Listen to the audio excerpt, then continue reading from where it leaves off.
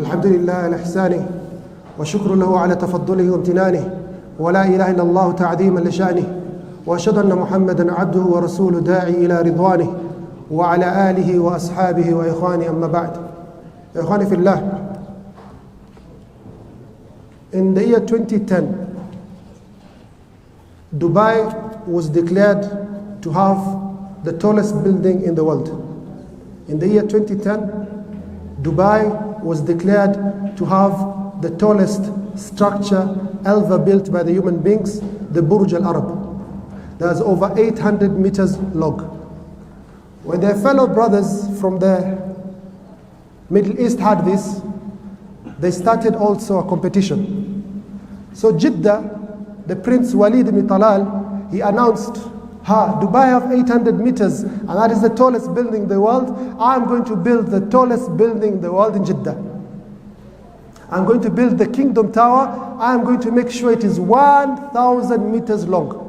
I'm going to make sure it is 1 kilometer long. The tallest building in the world.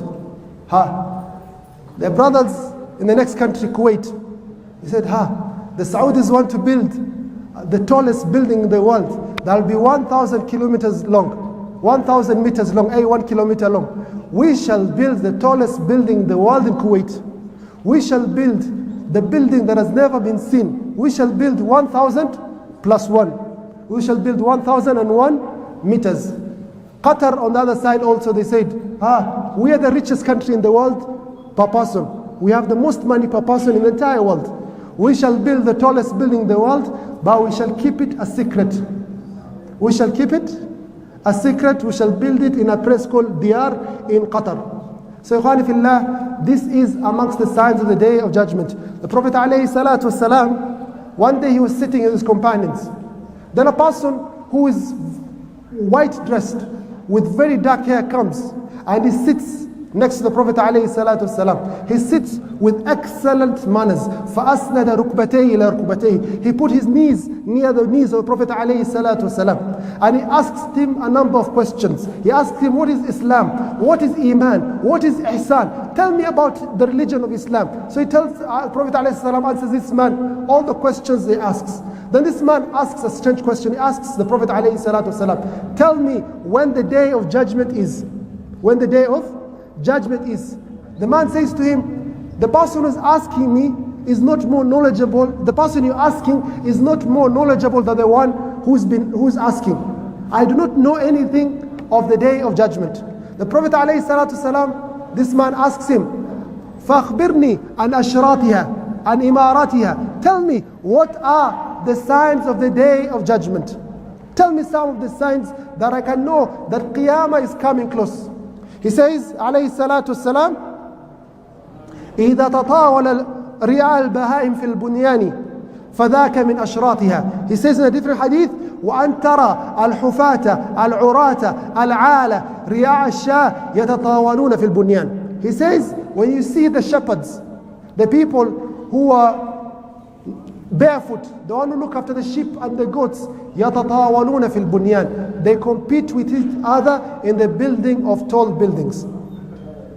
Are you together, dear brothers in Islam?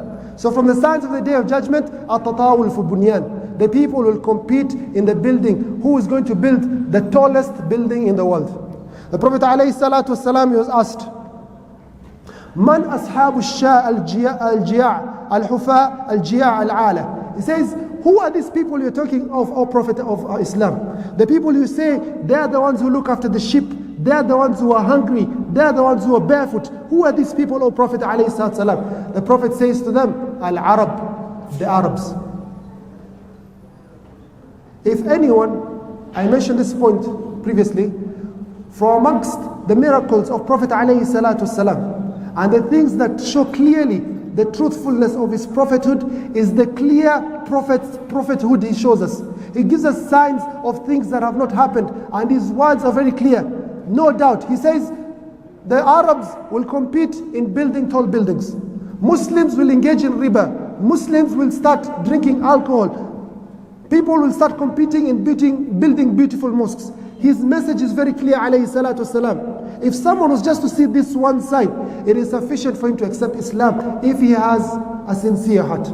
For this is a man, the Prophet ﷺ, who mentioned these words 1400 years ago, when there was no Burj al-Arab, when there was no Jeddah Tower, there was no Burj al-Mubarak in Medina al-Harir in Kuwait. There was no clock tower in Mecca. The clock tower in Mecca, the hotel, it's called the clock tower, is the biggest or the largest hotel of its size in the entire world. So these are from the signs of Day of Judgment. The Arabs will compete in building tall buildings. The scholars, they say, قال ابن حجر رحمه الله ومعنى تطاول في بنيان أن كل ممن كان يبني بيتا يريد أن يكون ارتفاعه أعلى من ارتفاع الآخر. He says that every person, when they build a building, he wants to compete with his fellow brother. I want my building to be larger and bigger than my fellow brothers. And we're seeing also this in our own community. A few years ago in South Sea, the tallest building was 3 floors, 4 floors. But every single year, it increases. 5, 8, 10, 12. And now our neighbor, we had a few days ago, wants to build how many floors? 15. 14 or 15? 15. So there's also the Somalis are considered from the Arab community. So there's this competition of who's going to build the tallest building. The second meaning, he says, وَيُحْتَمَلُ أَن يَكُونَ الْمُرَادْ بِالْمُبَاهَى بِهِ فِي الزِّينَةِ وَزَخْرَفَةِ. It also means that people are going to compete with how much they're going to spend in deco, in furniture and fittings, in tiles, in decoration. This is also from the signs of the Day of Judgment. أَتَطَاوُلُ فِي الْبُنْيَانِ. Sometimes, you look at some, if you go to countries with Islamic history, and you see some buildings, like if you go to Andalus, there's a palace called Al-Qasr Al-Hamra, the Red Palace, just outside of, I think it's outside of Ishbiliya, or outside of Qurtuba, I don't remember. This is one of the most beautiful buildings built in history. It was built by the Muslims.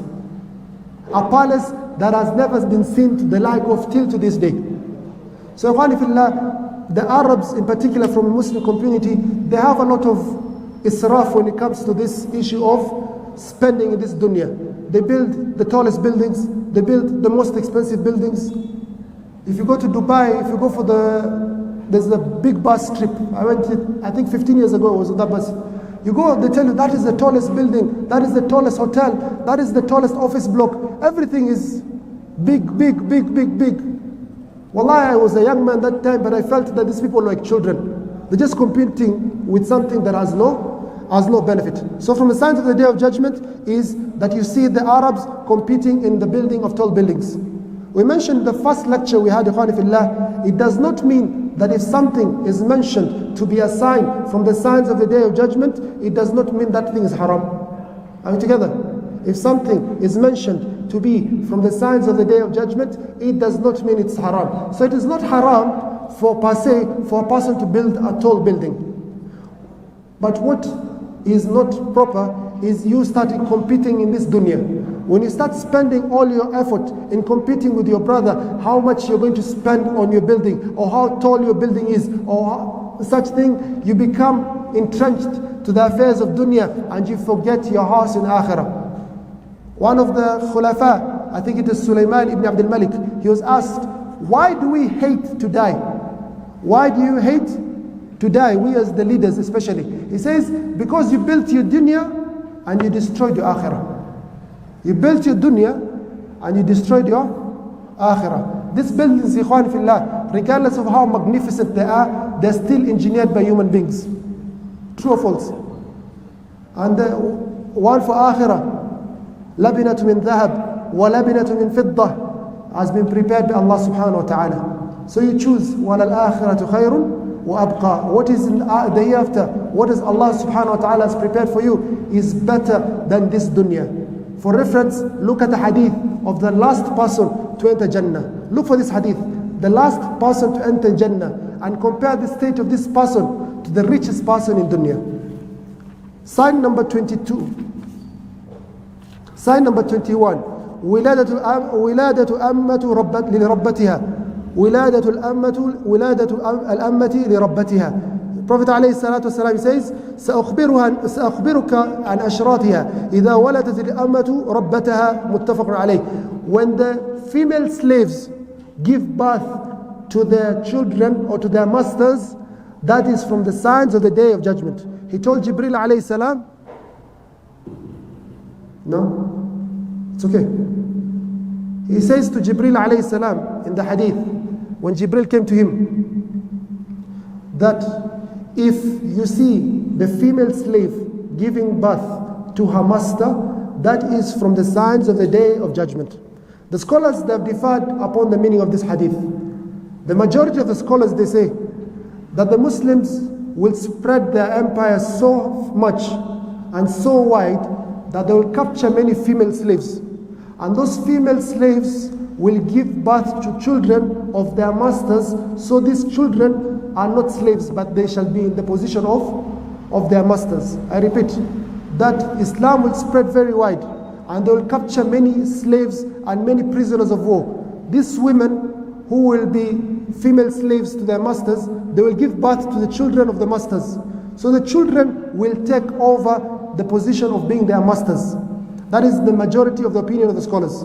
Ibn Hajar al-Asqalani rahimahullah, he mentions almost 4 other meanings. And he says that the best meaning of all is that before the day of judgment, there shall be a lot of bad treatment of mothers especially. So much so that a child will be treating the mother as if the mother is the slave. So from the signs of the day of judgment is that a female slave will give birth to her master, or master will have a woman under him who will give birth to him, and that person will be like the position of a slave. And Ibn Hajar al-Asqalani says that is because of uquq al-walidain. People will be very disrespectful to their parents. Sign number 22, and it's the last sign we're taking today. قال عليه الصلاة والسلام لا تقوم الساعة حتى يكثر الحرج. He says the hour will not come until there is a lot of harj. قيل يا رسول الله, what is the meaning of harj? He says al-qatlu al-qatlu, killing. There shall be a lot of killing. So this is sign number 22. There shall be a lot of killing. If you look, Ikhwan fillah, also in history, especially in our century, this century, the last 100 years, 150 years, is one of the bloodiest periods of bloodshed in history. Many people lost their lives through the actions of their fellow human beings within this last 150 years. You have World War I. World War I was 1914 to 1918. Lost over 20 million people. Then after that came World War II. Hitler invaded Poland in 1939 until 1945. The Americans, in one day, they bombed Hiroshima, killed hundreds of thousands of people. They bombed another place in Japan, Nagasaki, killed hundreds of thousands of people. In just 2 acts, they killed over 1 million people in Japan. In Germany, they killed, in a place called Dresden, they killed hundreds of thousands of people, just in one day, from the acts of human beings. Also in the last century, you have one of the worst leaders ever to be produced in the world, one of the most evil men, King Leopold of Belgium. This man, King Leopold, la'natullah alayh, he came to Africa, he took Zaire, the Congo, as his personal property. And he persecuted the Africans in Congo so much, he killed over 15 million of them. And no one reads about this history. You have Hitler. Hitler killed many people, especially from the Jewish community. You have the leader of USSR, Joseph Stalin. He killed so many Muslims and so many people in Siberia and in the gulags. 40 million people plus. The founder of the current Chinese Republic, Mao Zedong, killed over 50 million people. You go to Cambodia in 1975 to 1978, there's a man called Pol Pot in the Khmer, it's called the Khmer Rouge. Khmer Rouge, yes. He killed maybe 3 million, 4 million people. Yes, over 100,000 of them were Muslims. Killed many people. You go to Rwanda, they have museums where they have skulls of people. They tell you in one church, 80,000 people lost their lives. You ask them what happened. They tell you, Our fellow brothers, they attacked us, they killed us, and we rushed to the churches for help, and the people of the church also called the people to murder us. This is clear what happened in Rwanda. Very heartbreaking history. So, Ikhwani fillah, the last 100 years have been one of the most bloodiest episodes of human history. And this is from the signs of the Day of Judgment. The Prophet ﷺ says, لا تقوم الساعة حتى يكثر الحرج. The hour will not come until there's a lot of killing. In a different hadith he says,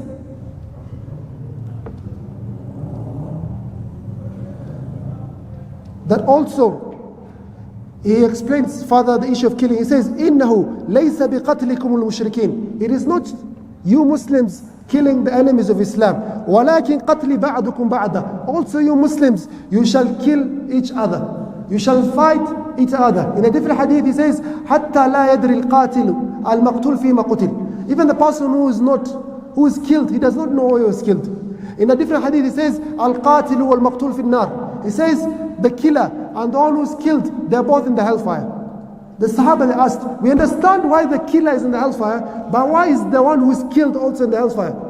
كَانَ حَرِيصٌ عَلَى قَتْلِ أَخِيهِ. He was ready to kill his brother in any way. He was just overpowered and he lost the battle. Otherwise his intention was to kill his brother. So from the signs of the Day of Judgment, Ikhwani fillah, generally speaking, there shall be a lot of killing. And also in the Islamic Ummah, there shall be a lot of infighting, there shall be a lot of wars, and we shall kill our own fellow brothers. Ikhwani fillah, I mentioned this also in the previous lecture. Make sure when you meet Allah subhanahu wa ta'ala on the Day of Judgment, you do not have the blood of anyone on your hands. You do not have the blood of anyone in your hands. This is very important. Umar ibn Khattab radiallahu anhu, when he was stabbed, he was assassinated, the first question he asks, who stabbed me? They tell him, you were stabbed by a man called Abu Lu'lu al-Majusi. The person who killed you is a man called Abu Lu'lu al-Majusi from the lands of Persia. He says, Alhamdulillah, the person who stabbed me is not a person who has made one sujood to Allah subhanahu wa ta'ala. For I do not want on the Day of Judgment to have a debate, a back and forth with this person. This is a clear case for me.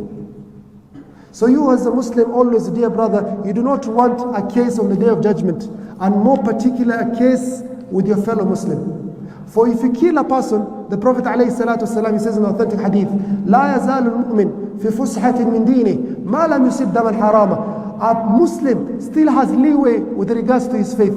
You have stolen, you have insulted, you have done this ma'asi, you have done this thing. Inshallah khair. But if you start on the issue of blood, then you have kept yourself in the most dangerous place possible.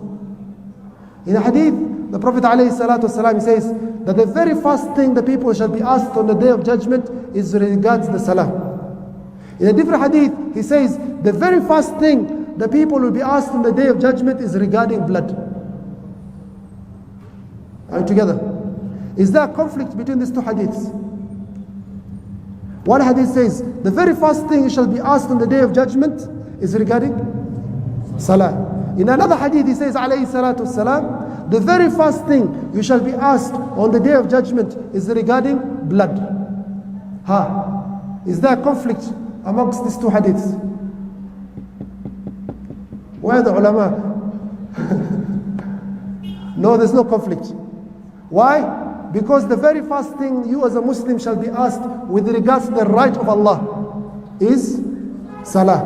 With the right of your fellow man is regard blood. So be very careful with regards to blood. The second thing, you should not meet Allah subhanahu wa ta'ala. Do not meet Allah subhanahu wa ta'ala and you have any dhulma of a person. Especially with regards to property. The shaheed, the martyr, shall not enter Jannah. And this is a person who is promised the highest levels of Jannah.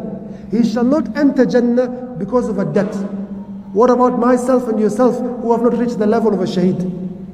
So beware of these two things, especially the blood and the property of people. Be very careful. Do not participate in anything. People are fighting. My tribe, my political party, my country, whatever. Do not participate in blood. Keep away as much as possible from the issue of blood. Only if you have something like self-defense, you can argue your point in front of Allah subhanahu wa ta'ala. Be ready to argue your point if you spill any blood. Oh Allah, this man wanted to kill my wife. He wanted to do something to my wife. I was defending my honor. Be ready with your answer if you spill any blood. So from the signs of the Day of Judgment is that there shall be a lot of killing. And also we've seen in this century nuclear weapons, biological weapons, chemical weapons. The Prophet ﷺ, he says that this ummah is an ummah that Allah subhanahu wa ta'ala has encompassed with His mercy. This is an ummah marhuma. Allah subhanahu wa ta'ala has promised this ummah Jannah. The Muslims will enter Jannah, either directly, straight to Jannah, or they'll have to take the long route. They have to enter the hellfire, ثُمَّ يَدْخُلُونَ الْجَنَّةِ. But this ummah has been promised by Allah subhanahu wa ta'ala أَنَّهُمْ يَدْخُلُونَ الجنة. من قال لا إله إلا الله خالصا في قلبي دخل الجنة. The Muslims will enter Jannah. However, as long as we're in this dunya, three things will befall us as an ummah. He says عليه الصلاة والسلام إنما عذابها في القتل والزلزال والفتن. The adhab, the punishment of this ummah is in three things. Number one, al-qatl, they shall kill each other. And number two, al-zilzal, many Muslims will lose their lives because of earthquakes. And number three, al-fitan, they shall have trials and tribulations amongst themselves. So ikhwani fillah, these are the signs of the Day of Judgment we're taking today. Number one, we took the Arabs will compete in building the tallest buildings, and we mentioned examples of that in our time. Number two, the